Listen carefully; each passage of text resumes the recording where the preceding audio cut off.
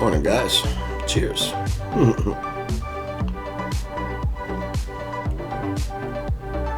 So, let me get this straight. It is a smaller country next to a larger country, and the larger country invaded because, well, that's bad. These are our fearless leaders. Wow, dude. What was that degree in? That's what I'm as far as layman's terms,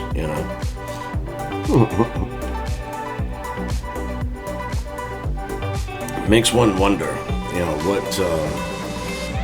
what different laws and whatnot, what bills that they've already got drafted in this case, how suddenly the Patriot Act came into play, right? And others, many others. So, we got to pass it to find out what's in it. Good Lord.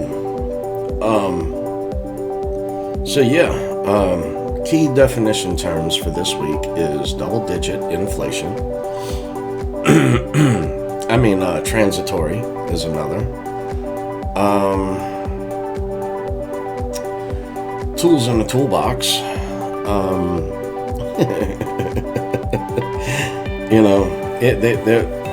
They're backed into a corner. And then here comes Lindsey Graham the other day, right? Talking about how you'd be doing your country and the world a great service. That's true. It is, but we don't really know what's going on. Understand that the media that you hear is okay. There are three sides to every story: his side, her side, and the truth. So we're only being told what they want us to know. That's it. So I've heard from many others that none of this is true. It's all propaganda. Which I don't doubt that there's propaganda involved, right? But one also has to question so many other things, like, someone in a friend's chat was discussing how the different sanctions put on them and whatnot, and going roundabout ways. Well, okay, here's a question I have. If we import 10% of the Ruskies oil, right, why does that affect our price so much? Really? Did the price move 10%? No, moved a lot. And here again, what's the other hand doing? Is this a different financial crisis at hand, and they want to distract you while other things are going on? It was a while back where we had the overnight bank lending rates go crazy, and I had to bail them out again, but without you knowing about it, right? So look over here, not over here. The old verbiage was war is good for the economy. Incorrect. War is only good for the economy if you're not the one in the war and you're selling the tools of war. So, yet again, here's another question for you. Why would we be looking at purchasing oil from Iran? And I say it as Iran. That's the way I was raised, is Iran, not Iran, okay? I don't care about anyone who says death to another. I just don't.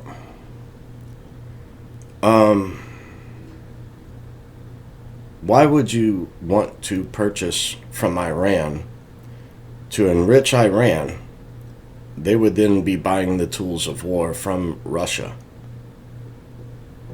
So you haven't stopped funneling funds to Russia.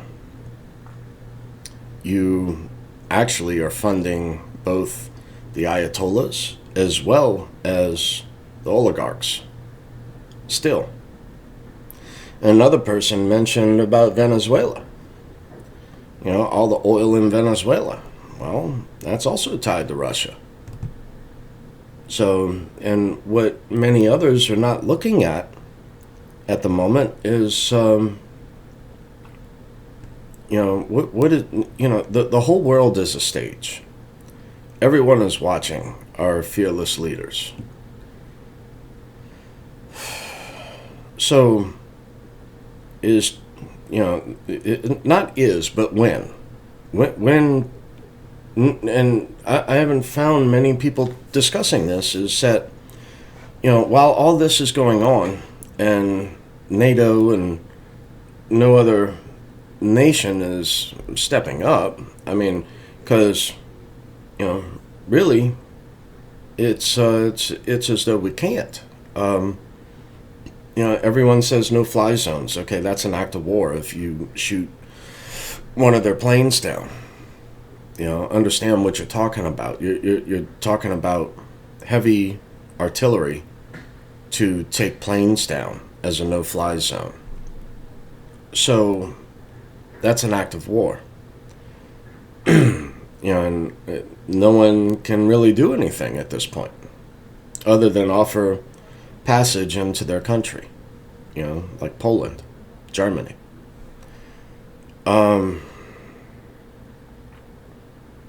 But, you know, what I haven't heard many other people discuss is that you don't think Xi Jinping is watching what's going on? You know, if you want the Russians to know something, go to China, tell them. So why did the U.S. go to China for help? You don't think that got back to Russia? That's weak. That's more than weak. So, and same thing, if you want China to know something, you go to Russia. Or Iran. So, but the thing is that China knows that the most opportune time to do something is now, as far as with Taiwan. Because Taiwan is not NATO. So, you know, just like Ukraine is not NATO. So who's going to stop China from taking over Taiwan? And the U.S. is dependent on all of these goods coming in. We're in a crux, dude. We're in a catch-22. You know, and this could easily get way out of hand. You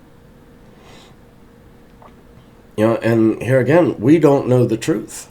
We don't know the truth. If I were playing Masters of the Universe, and I said this when all this first started, is that I don't see Putin as a madman. I don't. I see him as being very strategic in his moves. As far as Ukraine, Ukraine is very rich in oil and natural gas. And what has Russia been doing? Oil and natural gas. So wouldn't it make more sense to have a bigger deep sea port? I'd be after that deep sea port for the exportation of oil and natural gas. And now, you know, so many people are talking XRP, you know, Ripple. Now, here's my question, right, with XRP and Ripple, is that if these different banks are sanctioning and seizing assets and whatnot, which, if you think Putin is only worth $100,000 of assets of which they seized, you're stupid. You're just flat out stupid. They've got crypto out the wazoo. I can show you napkin math from 2014 where they've been acquiring all kinds of different crypto. I mean, why do you think Vitalik went there? Really? He's, I think he's a dual citizen, but still a citizen of Russia. And why were there so many meetings between the two of them?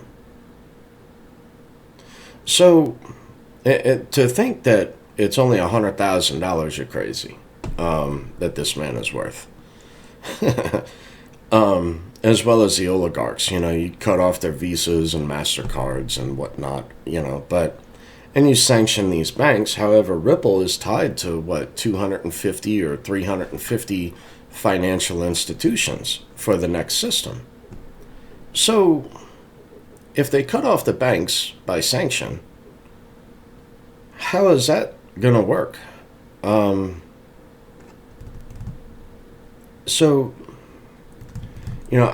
question the whole Ripple play at this moment. Now, look, in time, I do see Ripple doing well, or XRP, rather.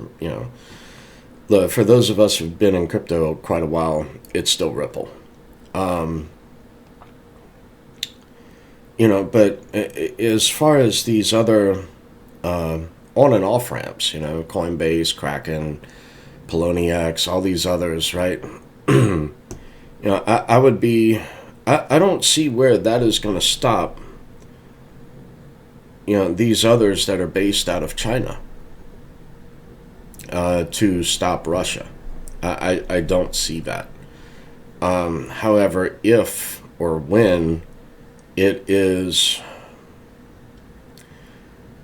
moved to a global system to bypass where the BRICS can then bypass the US dollar, in that instance, what are these sanctions really going to do other than move more people into crypto, right? So, a lot at play right now. I mean, just a lot. And, here again, you got XLM, Stellar Lumens. Very similar to XRP, just not on a grander scale, not as on a grander scale as what XRP is. But here again, the interoperability, and even if these addresses are blacklisted and whatnot, there are still mixing services out there, that I'm more than certain that they have allocated a certain percentage to. So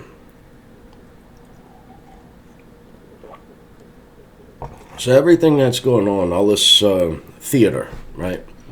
I think it's meaningless to Russia. I think that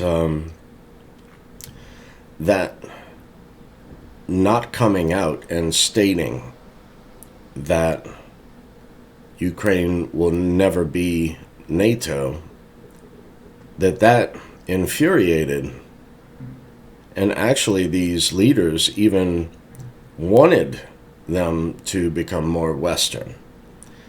We're actually promoting Ukraine to become NATO. I think, Russia said no more. We're done with that. So, what's next? Here we go again with the Cuban Missile Crisis. Is Russia about to use Cuba? I think they were doing something in the Caribbean recently. Maybe it was Venezuela, which is a bit south of the Caribbean, but, how would that be as far as a chess move, yet again, right? So,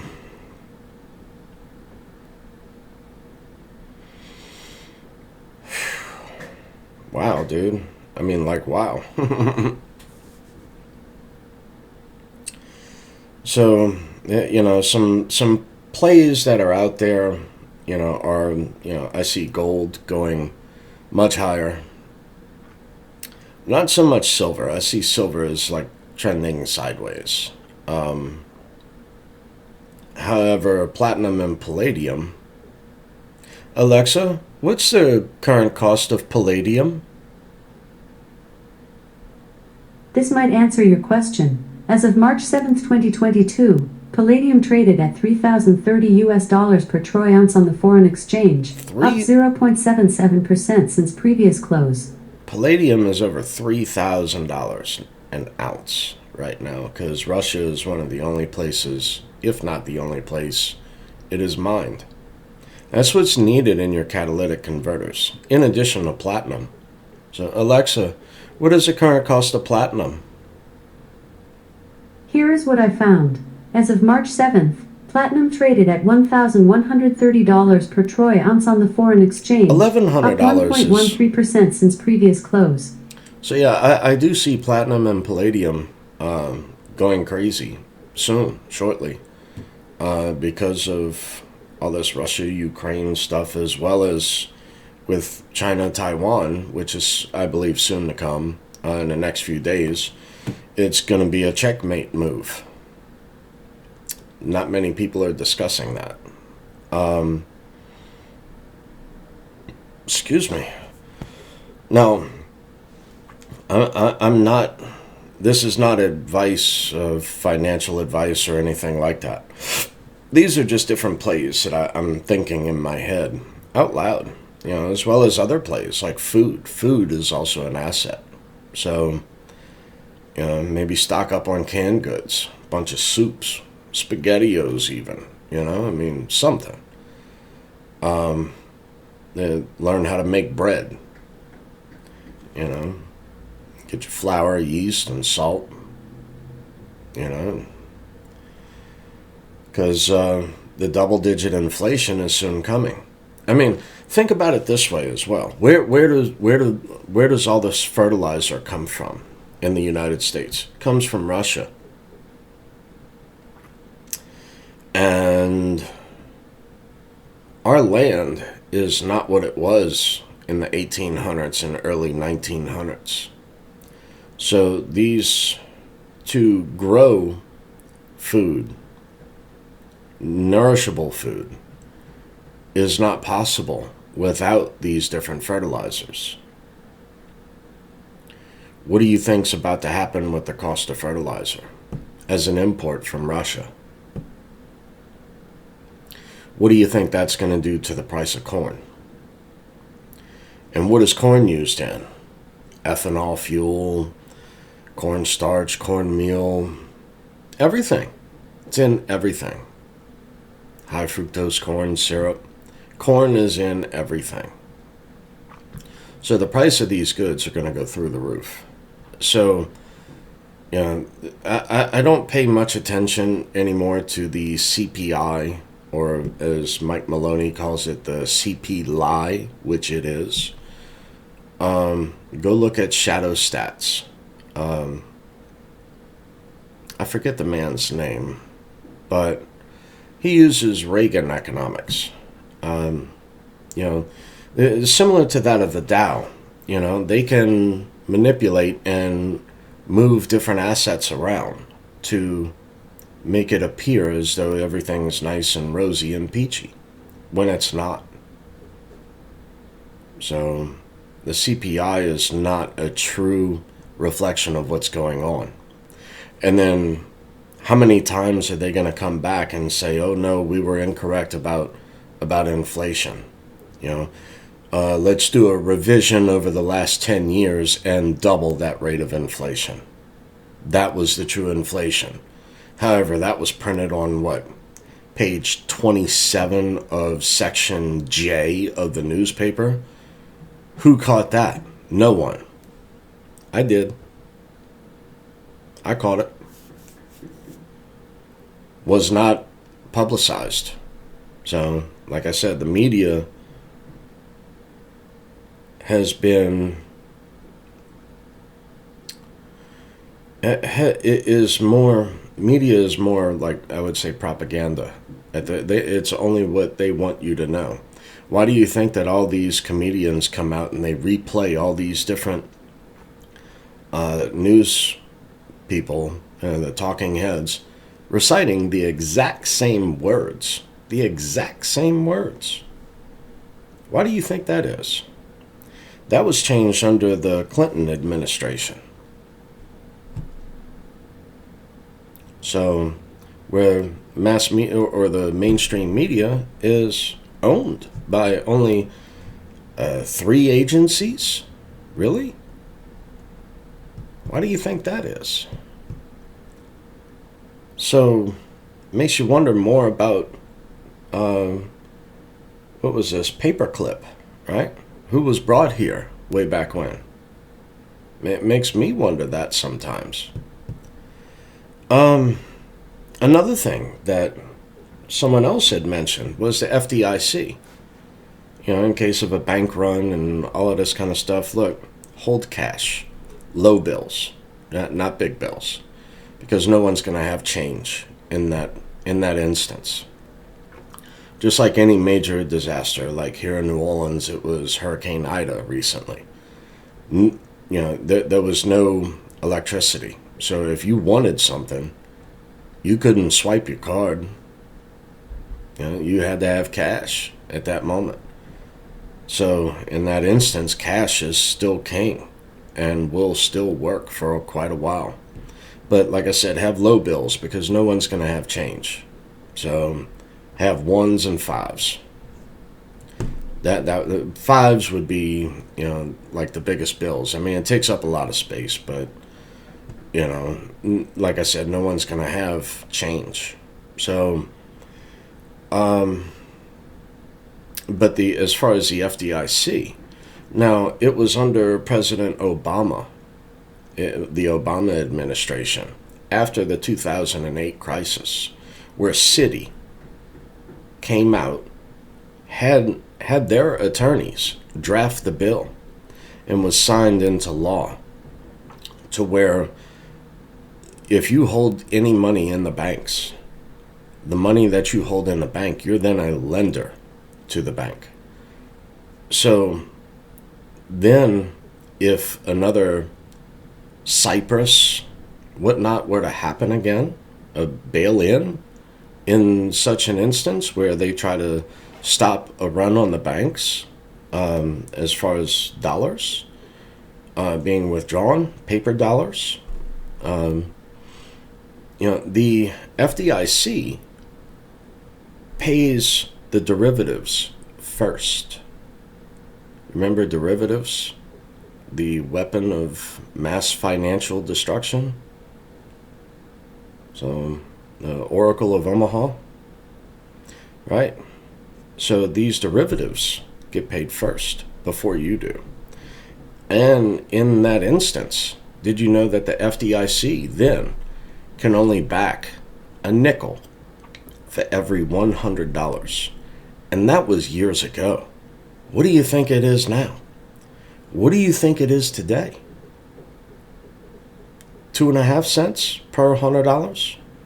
Because I know the debt has more than doubled, right? With all these derivatives have just gone mad. I mean, they have. Nothing was solved in 2008, which is the reason Bitcoin was created in 2009.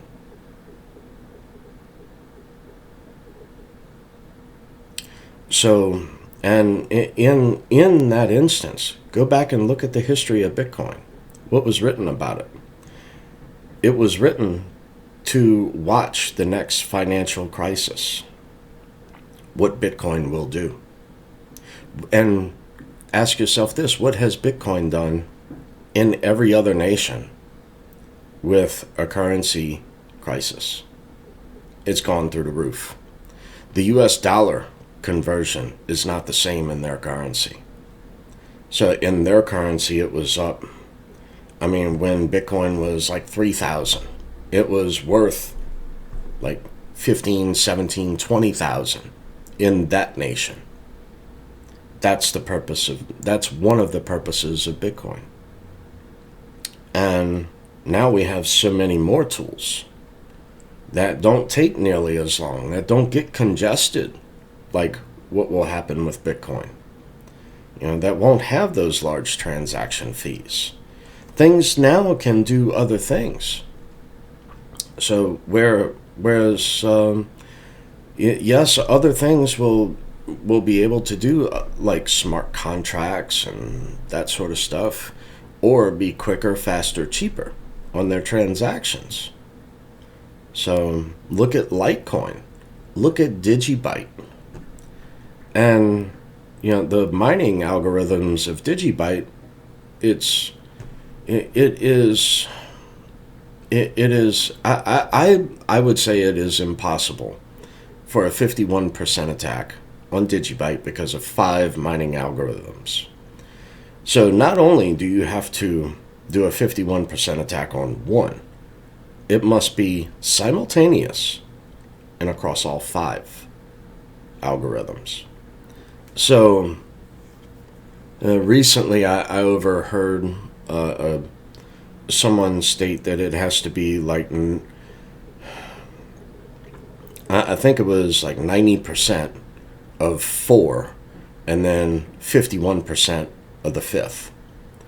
I disagree with that, because if it's not consensus across all 5, if the blockchain does not agree that 2 plus 2 equals 4, then the entire equation is false. It's kicked out. So I don't see it as a percentage. I see it as it must be across all 5 mining algorithms. So many different things like of decentralization are soon coming. And I feel I'm looking at a play on decentralization.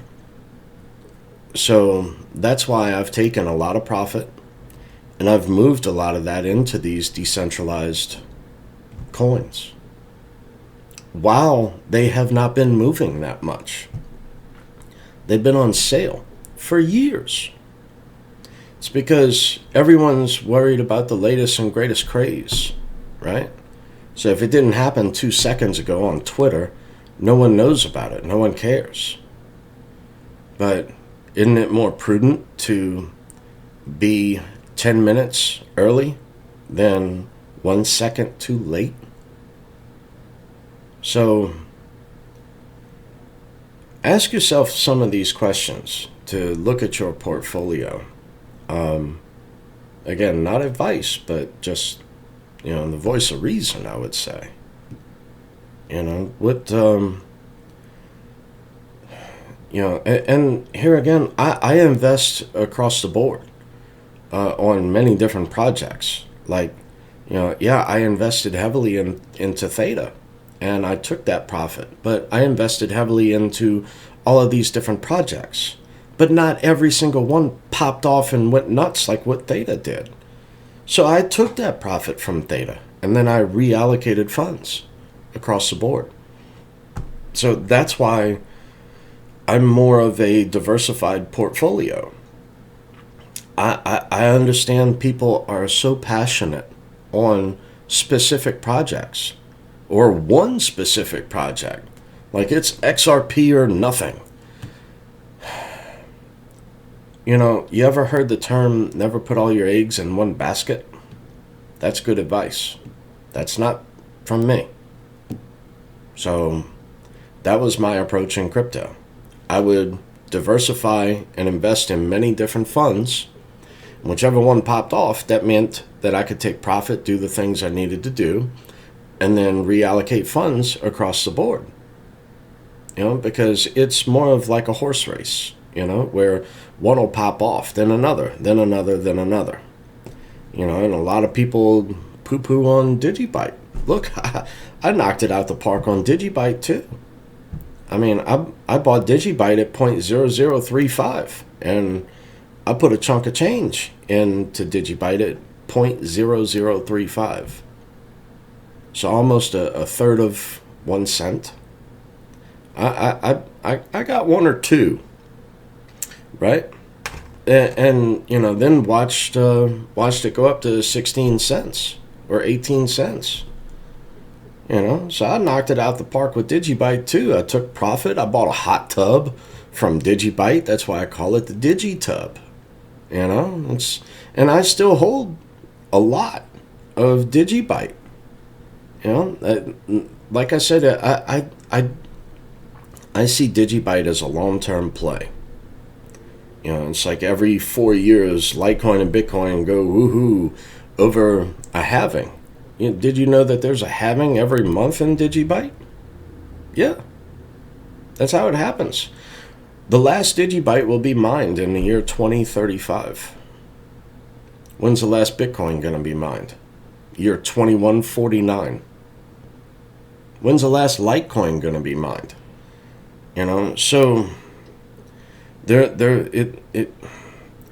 it's just Digibyte is ahead of its time right now. It's a long-term play for me. It's just, there are many other things it can be used to do and for. So, but I'm getting off in the weeds here. But look at your preparedness. How are you able to weather this storm coming? So, where the dollar is worthless, but the dollar will have value in many different instances. So it's important to hold dollars, but hold it in cash. Don't hold it in a bank. Don't hold anything in a safety deposit box. They're able to go through that. They've proved that. So same thing with gold and silver. Hold it in your own possession. Somewhere at least. Go bury it. Have a cache. Something. Out of your home. Whatever. However you want to go do it. Drill a hole in a 2x4 and put that in a wall. However you want to do it. So have other ways to protect your wealth. Maybe try to become more energy independent with solar and other means. Because that's going to be a hot commodity that no one else is going to be able to afford. Have different things fixed for your car. Have all of that planned out. Go buy the extra oil. Go buy extra oil filters so you can do your own maintenance on your vehicle. A couple $100 in oil. You're going to use it anyway over the course of several years. Why not just go stock up on a little bit and sock that in a shed somewhere? So, these are just different things to think about because the cost of things are about to go stupid. And, here again, like with food, or, ammunition even, that's going to go through the roof. So, that might even be another barter item, so a lot of things are soon to come and most people are not prepared.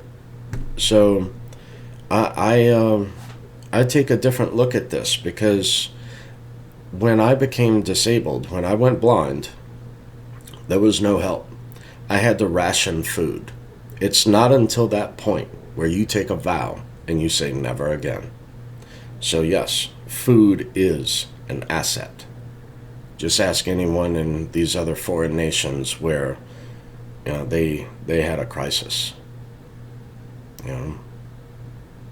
So